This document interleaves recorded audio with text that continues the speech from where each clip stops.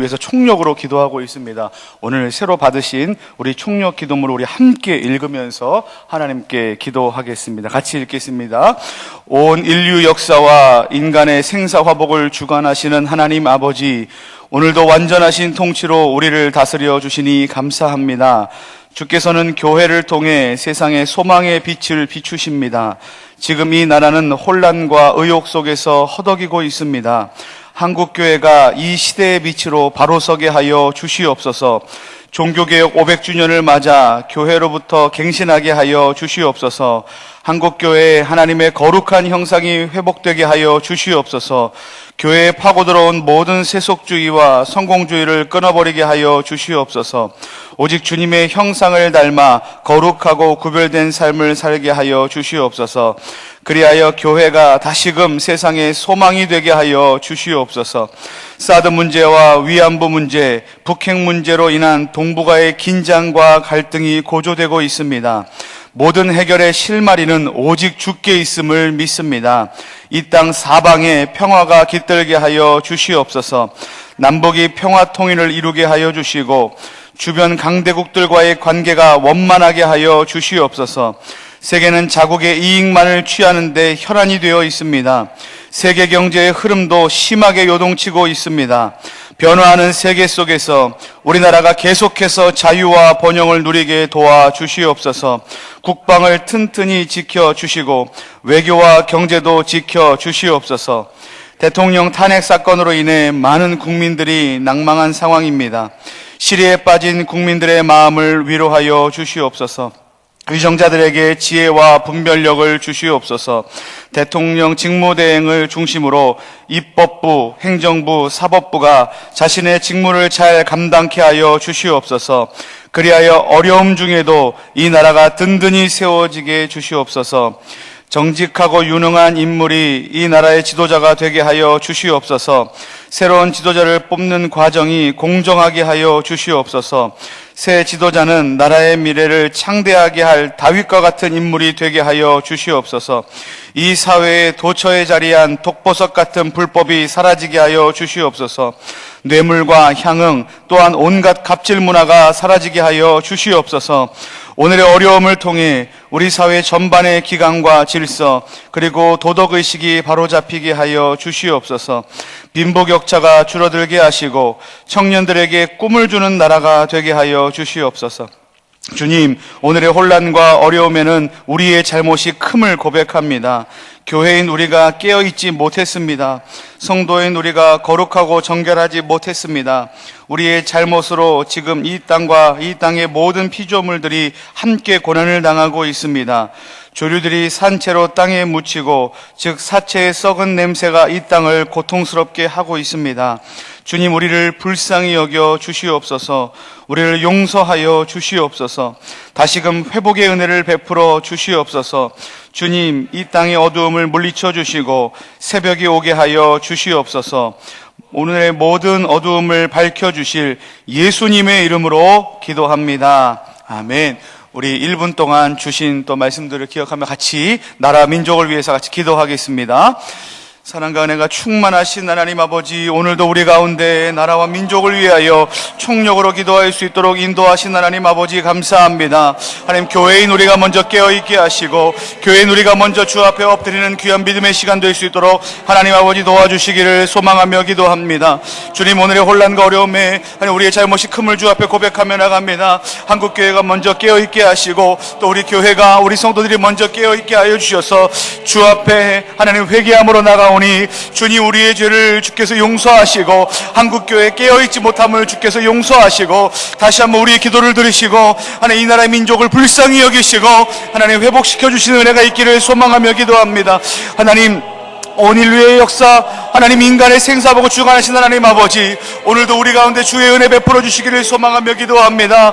하나님, 이 나라가 어려움 가운데 있습니다. 하나님, 사드 문제와 위안부 문제, 북핵 문제로 또 경제적인 문제, 정치적인 문제 등 하나님 우리 갖고 있는 현안의 문제들이 있습니다. 주여, 이 어렵고 해결하기 어려운 이와 같은 문제들을 주께서 아시오니 하나님 우리의 지혜와 우리의 생각으로 우리의 능력으로 이 모든 것들을 해결할 수 없사오니 주여 함께 하시고 주여 지혜롭게 하시고 능력을 주셔서 이와 같은 모든 문제들을 해결하는 데 온 국민이 함께 마음을 모으게 하여 주시고, 특별히 주께서 세우신 위정자들이 하나님 지혜롭고 정직하고 하나님을 경외하며 백성들을 사랑하고 신뢰하는 그와 같은 하나님 은혜 가운데 하나님 거하게 하여 주셔서 이와 같은 어려운 복잡한 문제들을 해결하기에 부족함이 없도록 주여 인도하여 주시고, 하나님 이와 같은 시국에 하나님 온 백성들이 낭망하고 어려운 가운데 있고 시리에 빠진 가운데 있는데, 하나님 우리 백성들을 통하여 하나님 다시 한번 일어나는 이때에, 하나님 교회를 통하여 다시 한번 교회가 기도하는 이때에 주님 시리에 빠진 나라의 민족을 주께서 위로하여 주시고 회복시켜 주시는 은혜가 있기를 소망하며 기도합니다.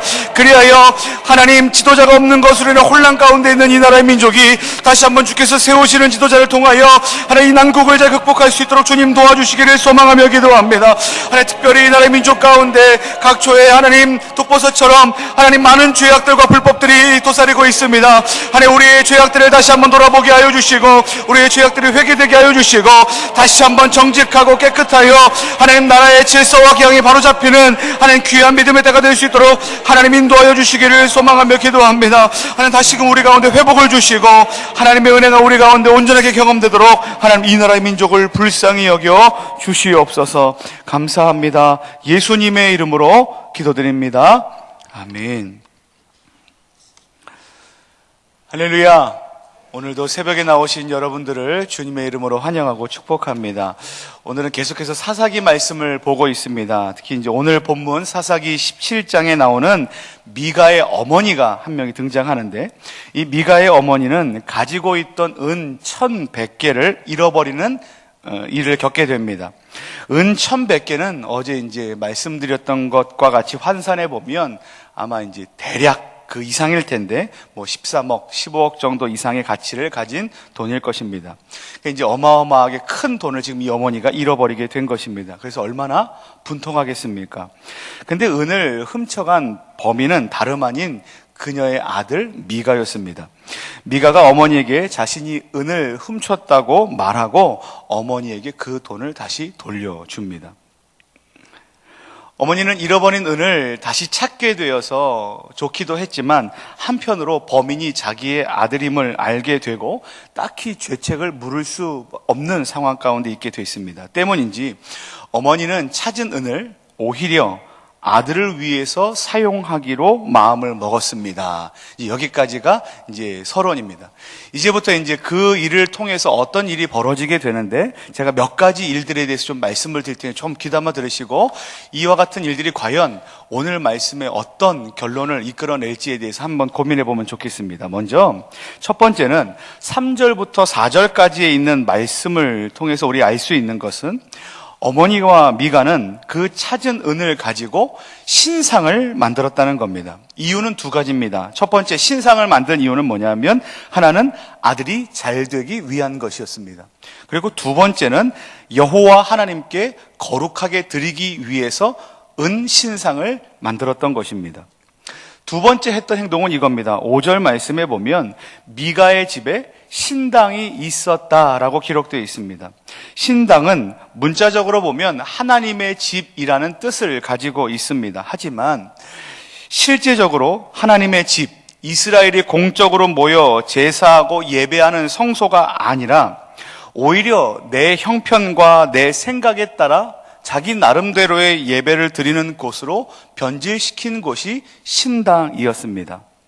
게다가 미가는 그 신당에 자기 아들을 제사장으로 삼았습니다.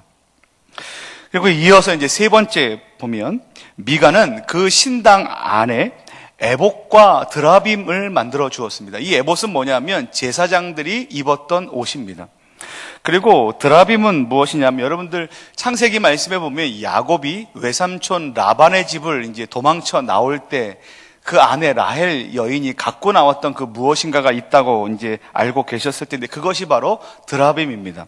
드라빔은 은이나 나무를 소재로 만드는 것인데, 다산과 풍요와 안녕을 기원해주는 그와 같은 걸 주관하는 가정의 수호신과 같은 작은 신상을 말합니다. 그러니까 미가는 그 신당 안에 제사장의 옷과 그리고 우상을 함께 만들어 놓는 일을 했던 겁니다. 그리고 마지막으로 이제 7절부터 13절까지 말씀을 보면, 미가는 자기 지역에 거류하던 그곳에 있던 어떤 한 청년을 만나게 되는데 그 청년이 뭐냐면 레위인이었습니다. 레위인 하면 떠오르는 게 뭐냐면 제사장 아닙니까? 그래서 이 레위인을 자기의 집으로 데려와 고용해서 무엇으로 삼았냐 하면 자기 가정의 제사장으로 삼는 일이 있었습니다. 제가 이제 몇 가지에 대해서 이렇게 쭉 이제 말씀드렸습니다. 지금 미가가 했던 몇 가지 일들을 들으시면서 어떤 생각이 드십니까? 혹시나 좀 어색하거나 이상하거나 거부감은 들지 않으십니까? 여기까지는 뭔가 동의가 되는데 이건 뭐지? 좀 이렇게 아리까리한 부분이 생기지 않습니까? 미가는 하나님께 거룩히 드리기 위해 우상을 만들었고 공동체가 성소에서 드려야 할 그 예배를 자신의 개인 신당에서 드리게 했으며 신당의 레위인이 아닌 자기 아들을 제사장으로 삼게 했고 또 그에게 제사장의 옷과 더불어 우상을 함께 만들어 두었으며 후에 이스라엘의 공동체가 제사 직무를 맡아야 할 공식적인 사람 레위인을 자기 집의 제사장으로 삼는 일이 있었다라는 겁니다. 어찌 보면 미가의 이 신앙생활은 참으로 경건해 보입니다. 하지만 실상은 율법과는 전혀 다른 신앙생활, 하나님께서 기뻐하시지 않는 신앙생활, 그리고 우상을 섬기고 음란하고 타락한 신앙생활이었음을 우리는 볼 수 있습니다. 어떻게 이와 같이 말도 안 되는 상황이 벌어졌는가에 대해서 궁금할 수 있지만 성경은 그에 대해서 이렇게 답하고 있습니다. 우리 6절 말씀입니다. 우리 함께 읽겠습니다. 17장 6절 말씀입니다. 같이 읽겠습니다. 시작. 그때는 이스라엘에 왕이 없었으므로 사람마다 자기 소견에 옳은 대로 행하였더라. 아멘. 자주 들어보셨던 말씀이죠. 자기 소견에 옳은 대로 행하였더라. 이것이 이제 사사기 전체의 핵심 주제인데 이스라엘에는 실제로 왕이 없었습니다. 왕이 없다는 것은 그들을 통치하거나 다스리거나 보호해 줄 만한 사람이 없었다는 것입니다. 그러니 이스라엘에게 율법이 있다 해도 그것을 규제하거나 그것을 통치하거나 다스릴 수 없기 때문에 그 법이 정당하게 시행될 수 없었던 겁니다. 마치 무정부 상태와 같았던 거죠. 실제로 이스라엘의 왕정 제도는 사사기 이후인 사무엘 시대에 이스라엘 백성들이 우리에게도 좀 왕을 주십시오라고 강력하게 요구한 이후에 생기게 됩니다. 그 전까지는 이제 사사를 통하여 그와 같은 일들이 이제 통제되게 됐던 거죠. 그런데 그때 강력하게 왕정을 요구했던 이스라엘 백성들에 대해서 하나님이 어떤 마음을 가지고 계셨고 어떻게 말씀하셨는가를 우리 잠깐 좀 찾아봐야 될 것 같습니다. 우리 그 다음에 있는 말씀인데요. 사무엘상 우리 8장 7절 말씀을 함께 좀 찾아보겠습니다. 사무엘상입니다.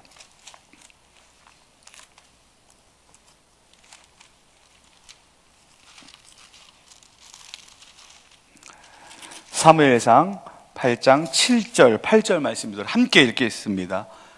8장 7절 8절 말씀입니다. 함께 읽겠습니다. 시작.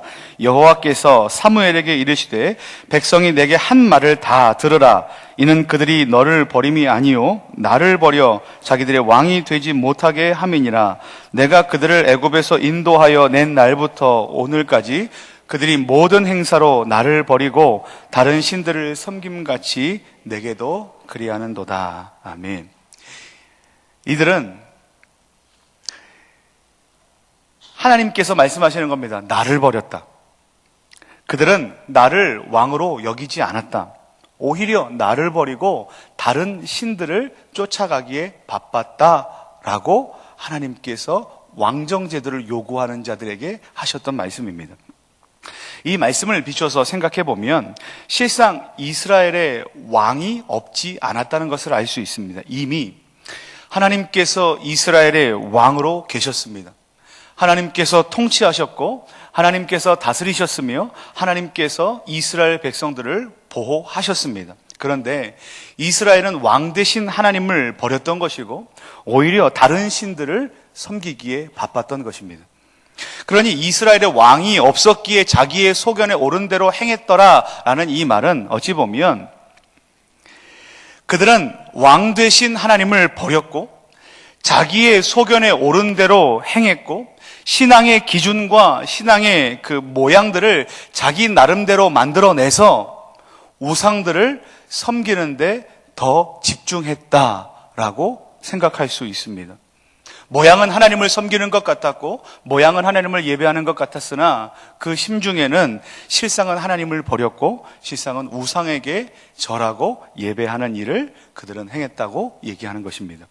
지난주에 이제 기독교 TV 뉴스에 이런 제목의 이제 그 기사를 봤습니다. 어떤 보도였냐면 제목이 이렇습니다.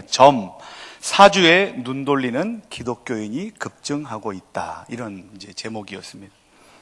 제목만 들어보셔도 그 내용이 어떤 것인지 이제 짐작하실 수 있으시겠죠.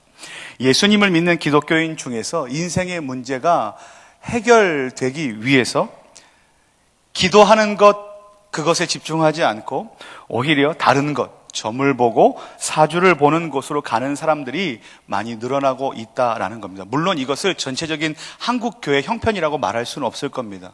일부의 사람들일 수 있습니다. 그런데 이와 같은 모양들이 교회 안에 있다라는 것이죠. 그런데 우리는 이렇게 이제 아주 이질적인 것, 점을 보고 사주 보고 그리고 타로, 운세, 무당, 굿하는 것들 이런 거에는 거부감을 갖지만 그 이외의 것들은 사실 무방비로 노출될 수도 있습니다. 어찌 보면 우리가 살아가는 그 인생 안에 우상들은 너무나 많이 있습니다. 수많은 것들이 우리의 우상이 될 수 있습니다. 우리가 만지고 우리가 보고 느끼고 생각하는 그 모든 것들이 때로는 우상으로 바뀔 수도 있기 때문입니다. 예를 들어 우리가 가진 건강과 재능과 자녀, 돈 이와 같은 것들은 우리가 평상시에 누리는 것들입니다. 그리고 이런 것은 하나님께서 우리에게 축복으로 주시는 것들이라고 우리는 생각을 합니다. 하지만 이런 것들이 하나님보다 더 신뢰하게 되는 순간, 이런 것들이 하나님보다 더 의지하게 되는 순간 그것은 그때부터 우리의 인생 안에 우상으로 되게 마련입니다. 우리는 이와 같은 수많은 가능성의 우상들과 함께 살아가고 있습니다. 그때 우리에게 주시는 하나님의 말씀이 있는데 제가 읽어드리겠습니다. 이사야 46장 1절 2절 말씀에 이렇게 말씀하십니다. 벨은 엎드려졌고 느보는 구부러졌도다. 그들의 우상들은 짐승과 가축에게 실렸으니 너희가 떠매고 다니던 그것들이 피곤한 짐승의 무거운 짐이 되었도다. 그들은 구부러졌고 그들은 일제히 엎드러졌으므로 그 짐을 구하여 내지 못하고 자기들도 잡혀갔느니라. 이렇게 고백합니다. 이 말이 이제 어떤 것인지 제가 잠깐 설명드리겠습니다. 벨과 느보는 바벨론이라는 나라의 주신입니다. 우상들입니다. 그런데 성경에 보면 벨과 느보가 구부러졌고 엎드러졌다라고 되어 있습니다. 우상이 파괴된 겁니다. 그러니까 이 말은 어떤 것이냐면 바벨론이 섬기고 있는 그 주상이, 그 우상이 파괴된 것처럼 바벨론도 결국은 멸망하게 될 것이다라는 거죠. 근데 실제적으로 그 바벨론이 어디에서 멸망하게 되냐면 그 다음에 바사왕에 대해서 그 침략을 당하고 멸망하는 일이 있게 됩니다. 그래서 이 바사왕 고레스는 우리 계속 이제 예표라는 말씀을 많이 듣고 있는데 바사왕 고레스는 예수 그리스도를 나타내는 예표다라고 얘기합니다. 예수님께서 악한 우상들을 파괴하시고 멸하시고 정복하시고 승리하셨다는 것을 이야기합니다. 그렇게 하실 것을 예언하시면서 그 이후에 어떤 말씀을 하시냐면 하나님께서 말씀하시는데 3절 말씀에 야곱의 집이여 이스라엘의 집에 남은 모든 자여 내게 드러나 배에서 태어남으로부터 너희는 내게 안겼고 태에서 남으로부터 너희는 내게 업힌 바 되었고 너희는 노년이 되고 백발이 될 때까지 내가 너희를 안고 내가 너희를 업고 너희를 구원해 낼 것이다. 태어난 갓난아이 때부터 내가 너희를 안고 업고 너희를 구원한 내가 하나님께서 너희가 노년이 되고 백발이 될 때까지도 너희를 안고 업고 다니며 너희를 보호하고 구원할 것이다 라고 하나님께서 말씀하십니다. 그리고 이와 같이 결론을 내시는데 9절 말씀에 너희는 옛적 일을 기억하라. 나는 하나님이라. 나 외에 다른 이가 없느니라. 나는 하나님이라. 나 같은 이가 없느니라. 모든 우상을 하나님께서 파괴하시고 우리를 안고 업고 보호하시고 구원하신 분이 하나님이심을 말씀하시고 이야기하시는 겁니다. 나 같은 이가 없다. 하나님 나 외에 다른 것은 없다라고 하나님께서 말씀하시는 겁니다. 사랑하는 성도 여러분, 이제 말씀의 결론입니다. 하나님께서 문제 앞에 있는 저와 여러분들에게 말씀하십니다. 내가 너희를 안았고 내가 너희를 업었고 너희가 백발이 되어도 너희를 내 품에 품고 업고 끝까지 구원해낼 것이다 라고 말씀하십니다. 그러므로 그 어떤 것보다 우리가 그동안에 하나님 이외에 신뢰할 수 있었던 그 어떤 것보다 다 내려놓고 하나님만을 구하고 하나님만을 의지하고 하나님만을 신뢰하고 다른 어떤 것이 아니라 우리의 문제 해결을 위해 우리의 인생의 주도권을 하나님께 내어드리며 기도로 간절히 나아가시는 저와 여러분들 되시기를 예수님의 이름으로 간절히 축원합니다. 기도하겠습니다. 한정엽, 백진영 성도